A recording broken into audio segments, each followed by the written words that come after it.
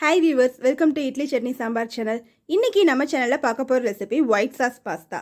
சின்ன பசங்களுக்கு ரொம்பவே பிடிச்சமான ரெசிபி தான் இன்றைக்கி நம்ம சேனலில் பார்க்க போகிறோம். வாங்க ரெசிபிக்குள்ளே போகலாம். பாஸ்தா வரைக்கும் நான் தண்ணி சூடு பண்ணி வச்சுருக்கேன். அதில் 1 ஸ்பூன் அளவுக்கு எண்ணெய், 1/2 ஸ்பூன் அளவுக்கு உப்பு.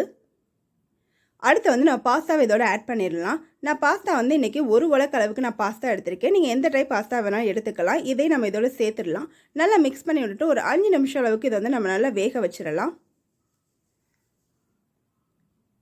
இப்போ பாஸ்தா வெந்துருச்சு.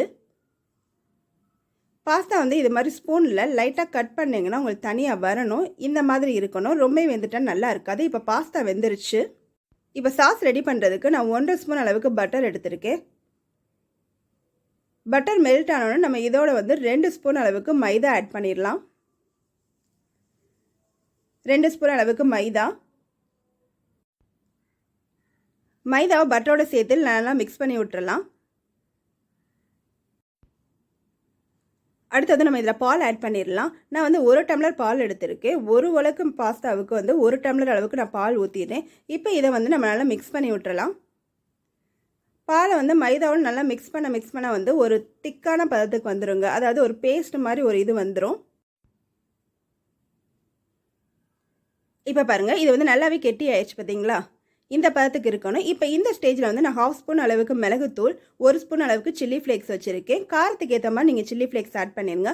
இதை நம்ம நல்லா மிக்ஸ் பண்ணி விட்டுறலாம். இப்போ பாருங்கள், ஒயிட் சாஸ் ரெடி ஆயிடுச்சு. இப்போ இதோட நம்ம வேக வச்சுருக்க பாஸ்தாவே நம்ம இதோட ஆட் பண்ணிடலாம். நம்ம என்ன ஆட் பண்ணியிருக்கனால பாஸ்தா ஒட்டாமல் நல்லா தனித்தனியாக இருக்குது பார்த்தீங்களா? இப்போ இதை நல்லா மிக்ஸ் பண்ணி விட்டுறலாம். இந்த ஸ்டேஜில் நம்ம அடுப்பை ஆஃப் பண்ணிடலாங்க. இல்லைன்னா ரொம்ப கெட்டியாயிரும். இப்போ பாருங்கள், இந்த பதத்தில் இருக்கணும். அவ்வளோதாங்க, ஒயிட் சாஸ் பாஸ்தா ரெடி ஆயிடுச்சு. ரொம்பவே ஈஸியான ரெசிபி தாங்க. நம்ம என்ன தான் செஞ்சு கொடுத்தாலும் பசங்க கேட்குறது என்னமோ நூடுல்ஸும் பாஸ்தாவும் தாங்க. வாரத்தில் ஒரு நாளாவது இது மாதிரி செஞ்சு கொடுங்க. பசங்களும் ரொம்ப விரும்பி சாப்பிடுவாங்க. ரொம்ப டேஸ்ட்டாகவும் க்ரீமியாகவும் இருக்கும். இந்த ரெசிபி நீங்கள் வீட்டில் ட்ரை பண்ணி பாருங்கள். அப்புறம் இந்த வீடியோ உங்களுக்கு பிடிச்சிருந்துச்சுன்னா லைக் பண்ணுங்கள், ஷேர் பண்ணுங்கள், மறக்காமல் சப்ஸ்கிரைப் பண்ணுங்கள். Thank you viewers.